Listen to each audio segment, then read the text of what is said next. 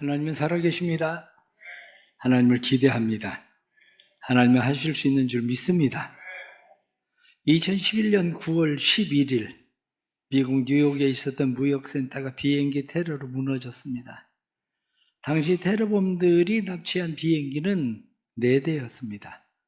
2대는 무역센터를 공격했고 한 대는 미국 국방부 건물 펜타곤을, 그리고 한 대는 피츠버그 남동쪽 벌판에 추락을 했습니다.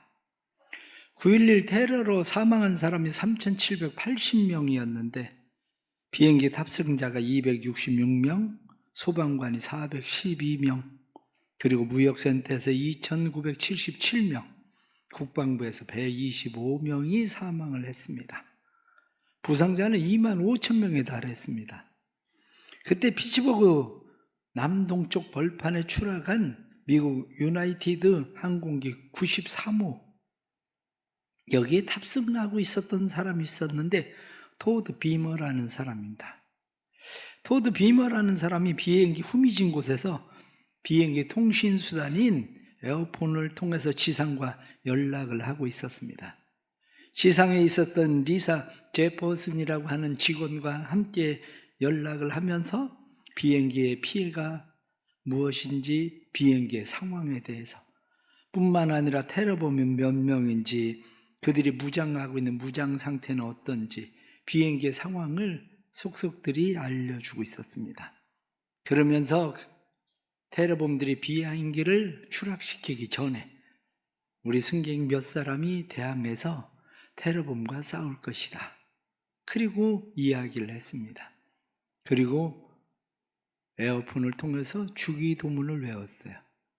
시편 23편을 외웠습니다. 그리고 제퍼슨이 한 이야기는 준비됐지? 자, 한번 해보자고. 그리고 그 다음 소식이 끊어지고 비행기는 그래도 어떤 건물에 추락한 것이 아니라 그 비행기는 남동쪽 벌판에 추락해서 지상의 인명피해는 입히지 않은 일이 되고 말았습니다. 준비됐지? 자, 해보자고. 그 이야기를 토드 비머의 아내였었던 리사 비머가 남편의 이야기를 책으로 썼습니다. 그것이 한번 해보자, Let's roll, 한번 해보자, 그거였습니다. 만약에 똑같은 상황이 일어났을 때에 비머와 함께 일어서서 테러범들과 저항할 수 있었던 사람들이 똑같은 상황이 벌어졌을 때 그들은 그런 일을 했을까?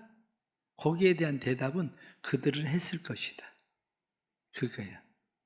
그러면 비행기 그냥 앉아 있었던 사람들은 똑같은 상황이 그렇게 벌어졌는데 지금 돌아서서 돌이켜서 생각하면 그 사람들은 그렇게 할 수 있었을까? No, 아니다. 그 사람들은 여전히 자리에 앉아 있었을 것이다. 바로 그거예요. 사람들은 어떤 일들을 만났을 때에 어차피 죽을 건데, 어차피 그렇게 될 거였으면 그렇게 해보는 건데 라고 사람들은 생각을 합니다. 그래서 대부분 사람들이 죽을 때 껄껄껄 하다가 죽는다고 얘기하죠. 재밌게 살걸, 주면서 살걸, 사랑하며 살걸, 있을 때 좀 더 잘해줄걸, 하나님이 일에 좀 더 열심 낼걸, 이럴걸 저럴걸, 대부분이 껄껄껄 하다가 죽는데, 그러면 그 사람들이 다시 똑같은 상황을 만났을 때 정말 그들은 껄껄껄 하던 것처럼 그렇게 할 것인가? 아니라는 거예요. 그들은 껄껄껄만 하지 다시 똑같은 상황을 만나도 그들은 그렇게 하지 않을 거라는 이야기입니다. 왜냐하면 이미 우리가 그리스도인 된다는 게 무슨 이야기입니까? 내가 그리스도와 함께 십자가 못 박혀 죽었나니 그런즉 이제는 내가 산 것이 아니요 오직 내 안에 그리스도께서 사신 것이라. 그리스도께서 내 안에 살아. 그래서 우리는 생각하기를 우리를 바꿀 수 있을 것처럼 생각하지만 사실은 여전히 우리는 바뀐 채만 하고 살아갈 뿐이지, 우리는 바뀔 듯 하고만 살아가지 실제로 우리는 바뀌지 않는다는 겁니다. 삶에 다시 기회가 주어지고 삶에 다시 선택할 수 있다면 나는 왜 그것을 바꿀 수 없을까? 사람들은 그것을 바꿀 수 없는 이유가 다른 데 있지 않습니다. 내가 어제 교통사고 나서 죽을 뻔했어요. 그럼 나 오늘부터 내 삶이 달라질까? 아니에요. 죽을 뻔했지 죽지 않았거든요. 내가 병들어서 죽을 뻔하다가 살아났어요. 정말 좋은 약을 발견해서 그 좋은 약 때문에 내가 새 인생을 살았어요. 그러면 내가 정말 인생이 달라질까? 그렇지 않다는 거예요.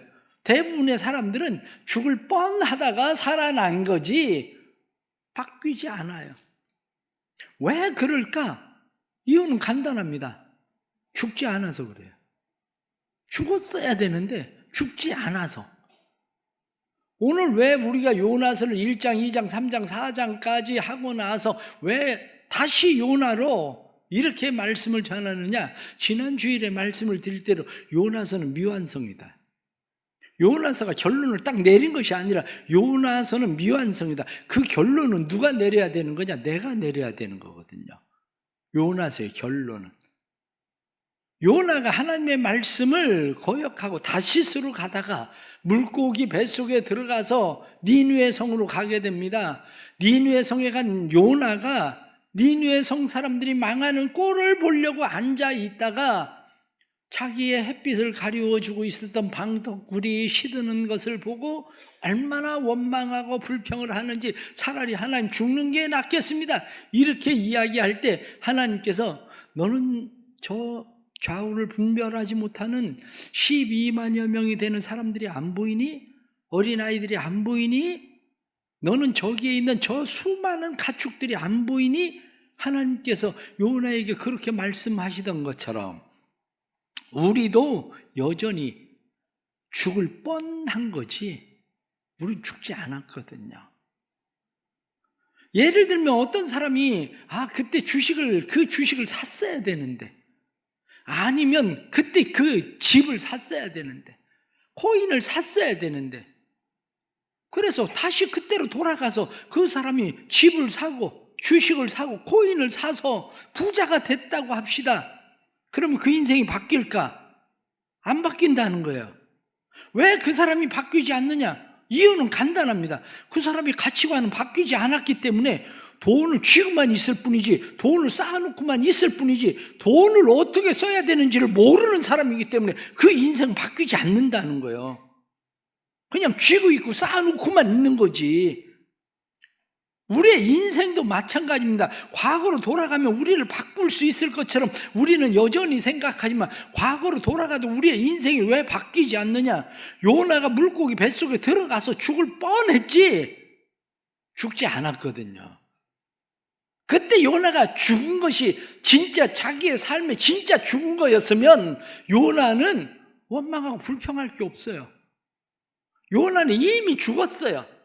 그냥 하나님의 말씀대로 와서 이 성이 40일 있으면 망할 거다라고 이야기하는 것으로 자기의 체면도 상관없고 자기의 모든 것이 상관없이 이미 죽은 자일 뿐인데, 요나가 여전히 살아있는 이유가 어디 있습니까? 물고기 뱃속에서 죽을 뻔했거든요. 그런데 죽지 않고 살아있거든요. 이 죽을 뻔한 사람들 여전히 착각 속에 살아갑니다. 여전히 착각 속에 살아가는 것은 다시 내가 그때로 돌아가면 삶을 변화시킬 수 있을 것이라는 착각입니다. 다시 그때로 돌아가면 내가 새롭게 살 거라는 착각입니다. 그러나 지금 변하지 않은 것은 우리는 여전히 변하지 않을 거라는 거예요. 사랑하는 성도 여러분, 왜 우리에게 그런 일이 일어납니까? 그런 일이 일어나는 데는 몇 가지 중요한 게 있습니다. 그 중에 가장 첫 번째가 삶을 과정으로 보지 않는 겁니다. 삶을 과정으로 봐야 되는데 삶을 과정으로 보는 것이 아니라 삶을 결과로 자꾸 보려고 하기 때문이죠. 삶은 어느 날 갑자기 어디로 뚝 떨어지고 어디로 뚝 떨어지고 어디로 뚝 떨어지는 게 아닙니다. 과정이라고 하는 것은 어떤 목적지를 향해서 갈 때 비행기를 타고 갈 수도 있고 배를 타고 갈 수도 있고 육로로 향해서 갈 수도 있습니다. 그런데 그 과정, 사람들은 과정이 아니라 목적지만을 늘 생각하고 거기 뚝 떨어지는 일을 자꾸 생각하니까 이해하기 어려운 겁니다. 제가 나이가 조금씩 들어가면서 하기 싫은 것 가운데 하나가 비행기 타는 일입니다. 어딘가 선교지를 가려면 비행기를 타야 하는데 비행기를 타고 가는 거 외에는 사실 방법이 별로 없습니다. 왜냐? 그렇다고 버스를 타고 갈 수는 없잖아요. 배를 타고 갈 수는 없잖아요. 단지 비행기를 타고 갈 때에 비행기가 직항이냐 아니면 경유하는 비행기냐 그 차이겠죠. 아니면 비행기가 일반석이냐 아니면 비행기가 이코노미석이냐 이 차이가 있을 거예요. 이코노미석이면 좀 편하게 갈 수는 있겠죠. 그러나 거기 자리를 잡았다고 해서 항상 편한 건 아닙니다. 제가 아직 선교여행을 다니면서 그 자리를 한 번도 안 타봐가지고 얼마나 좋은지는 모르겠어요. 누가 나보고 그러더라. 대성교 목사가 그때 항상 그렇게 경유하는 비행기를 타고 그렇게 타고 오냐고 그러기도 하는데 저는 생각할 때에 무슨 생각을 많이 했냐면 야, 난 선교사 체질이다. 왜? 저는 아무 데 가서나 그냥 머리 박으면 잡니다. 무슨 음식이든지 그냥 주면 먹습니다. 상관없이 그냥 먹고 자고 그러는데 상관이 없어요. 그런데 한 번은 카자흐스탄을 가는데 제 옆에 카자흐스탄 사람이 탔어요. 저는 비행기에서도 웬만하면 그냥 눈 감고 있으면 그냥 잡니다. 그런데 이게 웬일입니까? 제 옆에 앉은 사람이 냄새가 얼마나 나는지 야, 잠을 잘 수가 없어. 내가 원주민 체질이라고 생각했는데 그때 내가 비로소 깨달은 게 나는 선교사 원주민 체질은 아니다. 이 사람들하고 도저히 이게 같이 머리가 아파가지고 세상 말로 누가 그러잖아요. 골이 아프다고. 골이 아파서 잠을 잘 수가 없는데 중요한 건 뭡니까? 얼마나 긴 시간을 가느냐 짧은 시간을 가느냐 그거보다 더 중요한 것은 과정입니다. 누구와 함께 가느냐 이 문제겠죠. 우리가 살아가면서 우리가 왜 자꾸 그 질문을 왜 접니까? 라는 질문을 던지지만 왜 접니까? 라고 던지는 그 질문에는 우리의 과정이 빠져 있어요. 우리는 항상 결론 왜 제가 니누에로 가야 됩니까? 왜 접니까? 이 질문을 우리는 계속 드리고 싶은 거죠.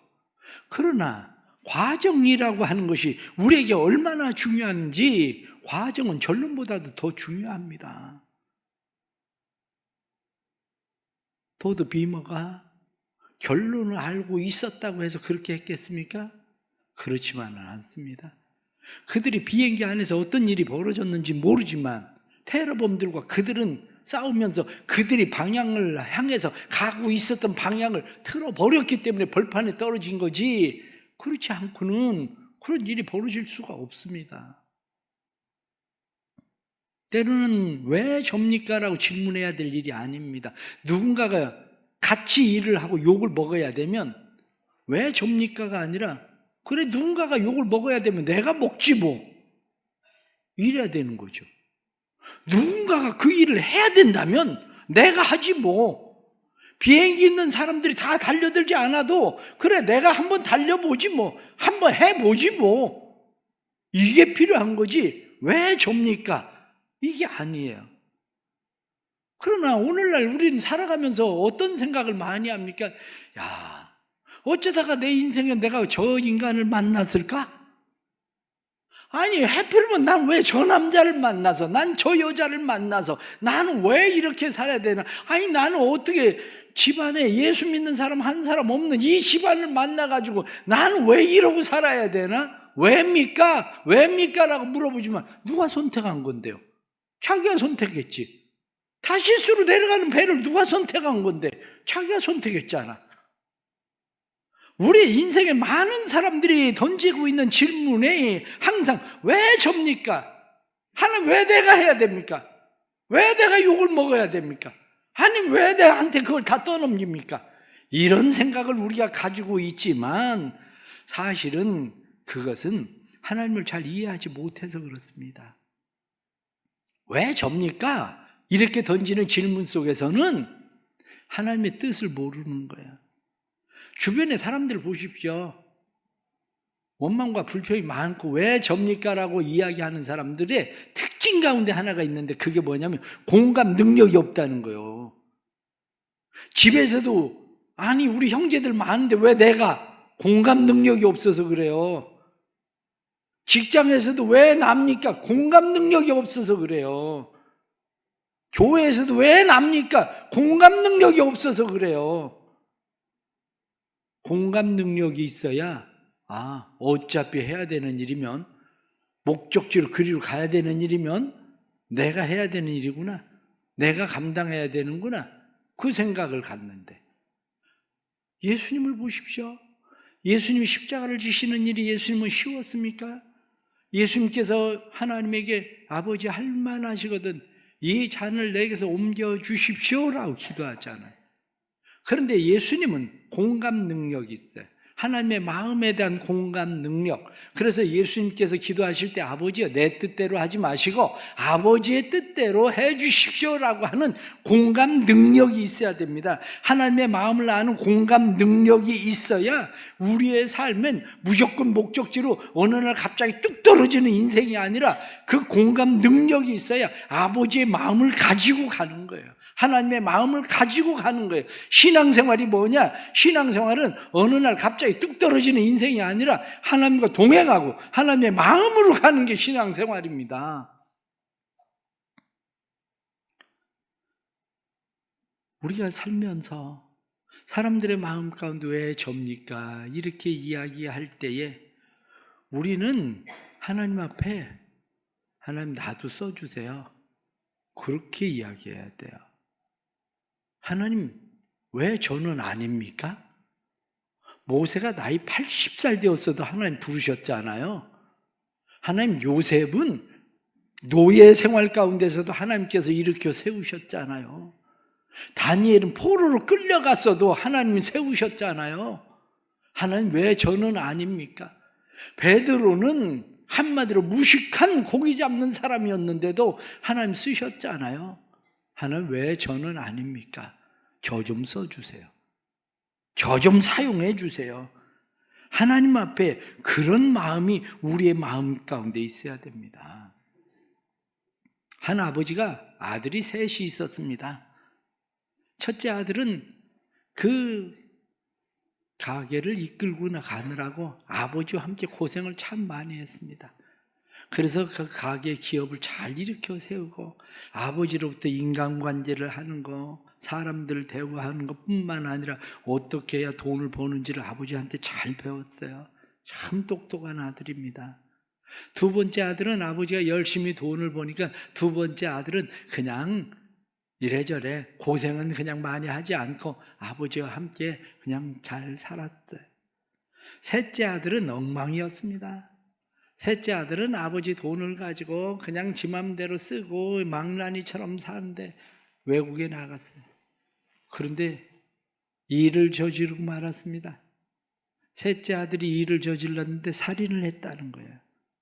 살인을 해서 사형을 당하게 생겼어요. 아버지는 고민을 했습니다. 어떻게 해야 이 아들을 빼올 수 있을까? 사람들은 그 이야기를 듣고 아버지가 보나마나 큰아들을 보낼 거다. 왜냐? 큰아들은 똑똑하고 아버지에게 잘 배우고 큰아들은 고생을 하고 모든 것이 바르고 일을 처리를 잘하는 아들이니까 큰아들을 보낼 것이라고 생각을 했어요. 그런데 웬일? 아버지는 매사를 조리 있게 논리적으로 잘 해결하는 큰아들을 보낸 게 아니라 두 번째 아들을 보냈어요. 사람들이 다 의아해하면서 아니 왜 둘째 아들을 보냈지? 저 아들이 가서 문제를 해결할 수 있을까? 다 생각을 했습니다. 그 아버지가 자기의 가까운 친구에게 그런 이야기를 했습니다. 큰아들은 나하고 고생을 많이 했다. 돈을 버느라고 큰아들은 고생을 많이 했는데 내가 이번 일을 생각하니까 피해자에게 돈을 원하는 대로 줘야 된다. 뿐만 아니라 관리들이 원하는 대로 돈을 줘야 된다. 그래야 문제가 해결되지 그렇게 문제가 해결될 일이 아니다. 그런데 큰아들은 나하고 고생을 많이 해서 돈에 대한 인색함이 있다. 큰아들은 돈을 버느라고 애를 썼기 때문에 큰아들이 내 마음을 알기는 하겠지만 큰아들은 돈을 그렇게 펑펑 쓰지 않을 거다. 그런데 둘째 아들은 돈에 대해 고생을 안 해봤기 때문에 둘째 아들은 그냥 내 마음을 안다. 내가 어떻게 해서든지 동생을 데려오기를 원하는 것을 안다. 그랬더니 그 다음에 정말로 둘째 아들은 가가지고 그 동생을 데리고 온 거야. 왜?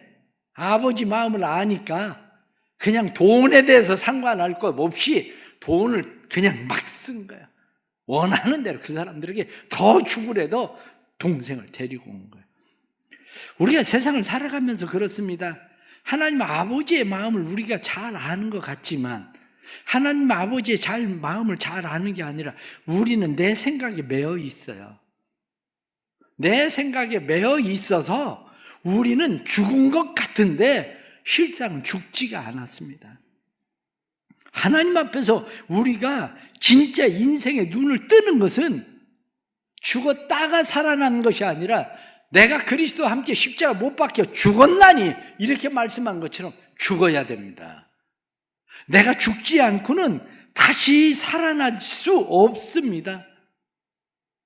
우리의 삶에 왜 죽었다가 살아난 것 같은 인생을 살게 되는지 보십시오. 요나가 물고기 뱃속에서 벌써 죽었으면 요나는 박덩굴 하나 가지고 그렇게 죽고 싶다고 원망하고 불평하지는 않았을 겁니다. 전에 서울로 이사간 집사님 한 분이 그분은 예배에 올 때마다 감사헌금을 해요. 예배 나올 때마다. 그래서 제가 그 집사님에게 물었습니다. 집사님, 예배 올 때마다 어떻게 그렇게 감사헌금을 그렇게 하세요? 그때 집사님이 저에게 하는 얘기가 저희가 옛날에 힘들 때 지하에 살고 있었잖아요. 지하에 살고 있었는데 온 가족이 연탄가스로 다 죽었다는 거예요. 연탄가스로. 그런데 가족들이 다 살아났대요.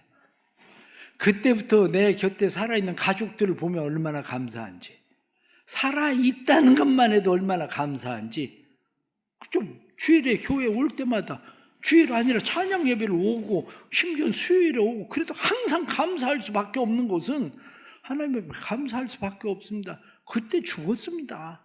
이미. 그래, 그때 죽었다가 살아나는 사람은 자기 체면이 무슨 문제가 됩니까? 그때 죽었다가 살아나는 사람이 다른 것들이 뭘 그렇게 불평거리가 있겠습니까? 문제는 우리의 인생을 배우지 못하고 있다는 겁니다. 우리의 인생이 배워야 할 것을 배우지 못하고 깨달아야 될 것을 깨우지 못하고 배웠다고 생각하고 깨닫다고 생각하는데 그것이 겨우 요나처럼 40일 지나니까 다 잊어버리고 저놈들 망할 놈들, 죽어야 될 놈들, 그런데 왜 저놈들은 죽지 않고 저놈들은 망하지 않나 하는 생각이 가득한 거죠. 사랑하는 성도 여러분, 다시 한번 생각해 보십시오. 우리는 왜 지금 살아야 됩니까? 우리는 왜 다시 다른 사람을 보는 눈이 있어야 됩니까? 다른 사람을 보는 눈이 있어야 죽어야 될 사람, 망해야 될 사람이 보이는 게 아니라 그래도 살아야 될 사람, 그래도 살려야 될 사람이 보이는 겁니다. 어떤 교인 한 분이 그런 얘기예요. 목사님, 제가 20년 동안 목사님 설교를 들으면서 지금까지 버텼습니다. 20년 동안 설교를 들으면서 버틴 거, 교회 오기 전에 마음 먹기를 늘 생각하는 것이 그래, 이제 끝내야 되겠다. 저 인간하고 도저히 못 살겠다. 이제는 끝내야 되겠다고 생각을 하는데 내가 끝내지 못하고 20년을 산 게 목사님 설교 때문입니다. 설교를 들으면 죽어야 될 사람, 끝내야 될 사람이 보이는 게 아니라 살아야 될 사람, 살리는 사람이 보이니까 그렇게 살 수밖에 없다는 거예요. 오늘날 우리 한국의 많은 여성들이 사실은 그런 거 아닙니까? 저 인간하고 이제 도저히 못 살겠다, 이제 끝내야 되겠다. 이렇게 생각을 하는데 왜 못 끝내냐? 그 인간을 보면 벌써 끝났지. 그런데 아직도 살려야 될 사람, 살아야 될 사람, 애들이 눈에 밟히는 사람들이 생기니까 못 끝내는 거요. 이게 남자들도 마찬가지입니다. 남자들도 직장에서 나를 무시하고 인정해 주지 않고 이런 직장에 더 이상 다니고 싶지 않습니다. 나도 그냥 확 다 끝내고 사표 그냥 집어 던지고 나도 그러고 싶어. 그런데 왜 안 끝내냐? 그런 회사는 망해야 돼. 이런 마음도 들기도 하지만 그래도 내 가족들이 보이잖아요. 살아야 될 사람, 살려야 될 사람들이 보이잖아요. 그런데 어떻게 끝을 냅니까? 끝을 낼 수가 없는 거지. 우리의 삶이 진짜 변하는 것은 언제 삶이 변하는 거냐? 삶이 진짜 변하는 것은 내가 그리스도와 함께 십자가 못 박혀 죽었나니 죽어야 됩니다. 요나가 물고기 뱃속에서 죽었어야 돼요. 거기서 죽었어야 요나는 더 이상 불평도 없고 원망도 없고 자기 체면도 없고 그냥 하나님 하시는 일 옳습니다. 그리고 살아가는 거예요. 우리도 마찬가지예요. 우리의 삶 가운데에서 우리가 살아가는 그러한 일들, 그것은 진짜 죽어야 불순종에서 순종으로 우리의 삶이 옮겨지는 거고, 원망과 불평에서 감사로 삶이 옮겨지는 거고, 강팍함에서 넉넉함으로 불통해서 이해하기 시작을 하고 용서하게 되는 삶으로 변하는 것은 내가 죽어야지 되는 거지 다시 그 기회가 주어진다고 되는 일이 아닙니다. 우리를 회복시키는 방법이 뭡니까? 결국 예배예요. 예배를 드려야 재충전이 됩니다. 예배를 드려야 우리 안에 재충전이 일어나서 예배를 드려야 우리가 그래 Let's roll 다시 해보자 그 마음이 생기는 거예요. 기도해야 됩니다. 기도해야 하나님의 마음이 우리에게 부어져요. 하나님의 마음이 우리에게 부어지지 않으면 우리는 늘 하나님과 딴 생각을 하고 살아갈 수밖에 없는 그런 사람들입니다. 사랑하는 성도 여러분, 우리는 지금 어떻게 살고 있습니까? 내가 왜 변하지 않는다고 생각을 하십니까? 죽지 않아서 그런 거예요. 사실은 지혜가 없어서가 아니라 지금 변하지 않으면 앞으로도 변하지 않을 겁니다. 지금 변하는 거. 내가 다시 요나라면 다시스로 가려고 배표를 샀다면 물려야 돼요. 배표를. 여전히 배표 붙들고 그래 이제 배 올라타기만 하면 되는 거지, 그래 이제 끝내야 되겠다 생각을 하고 그냥 가고 있다면 그 배표 파세요. 다시 물르세요. 그 배표를. 마음의 원망과 불평이 가득 차서 그래 저런 놈들은 죽어야 되는데 이제 끝내야 되는데 깨끗이 끝내고 싶다, 그게 아니라 그래도 살아야 될 사람이 있는데 살려야 될 사람들이 있는데 그걸 바라보고 사십시오. 그래야 인생의 변화가 일어나는 거지 그렇지 않고는 변화가 일어나지 않습니다. 오늘 주시는 이런 말씀들 우리가 다시 생각하면서 우리를 하나님 앞에 다시 세울 수 있기를 바랍니다. 우리를 복음 앞에 다시 세울 수 있기를 바랍니다. 우리를 십자가 앞에 다시 세울 수 있기를 바랍니다. 그래서 이제는 내가 죽고 내 안에 그리스도께서 사시는 하나님의 은혜가 회복돼서 불순종에서 순종으로, 원망에서 불평에서 감사함으로, 강팍함에서 넉넉함으로, 이해하지 못하면서 이해함으로, 용서하지 못하면서 용서함으로, 요나서가 끝나지 않은 요나서가 아니라 내게서 끝나버리는 요나서, 이러한 은혜가 삶에 일어나길 축복합니다. 기도하겠습니다. 하나님 아버지, 저희들을 도와주옵소서. 우리의 힘과 의지와 노력과 열심 가지고는 할 수가 없습니다. 그래 한번 해보자 하고 나서던 것처럼 하나님 다시 우리가 일어서게 해주옵소서. 다시 품을 수 있게 해주옵소서. 보지 못하던 것들이 보여지게 해주옵소서. 불순종에서 순종으로, 충성됨으로, 원망과 불평에서 감사함으로, 강팍함에서 넉넉함으로 우리의 삶이 불신앙에서 믿음으로 바뀌는 삶이 되도록 도와주옵소서. 미완성이었었던 요나서가 내 안에서 미완성으로 껄껄하다가 죽는 것이 아니라 우리 안에서 완성되어지는 요나서가 될 수 있도록 주님 축복해 주옵소서. 오늘 믿음으로 기도하는 성도들 보여지게 해 주옵소서. 깨닫게 해 주옵소서. 알게 해 주옵소서. 하나님의 마음을 부어주셔서 하나님의 마음을 깨달아지게 해주시고 하나님의 마음을 알게 해주셔서 공감하는 능력으로 주님처럼 내 뜻대로 마시고 아버지의 뜻대로 하십시오 하고 고백할 수 있는 믿음의 삶이 되게 해 주옵소서. 예수님의 이름 받들어 기도드리옵나이다. 아멘.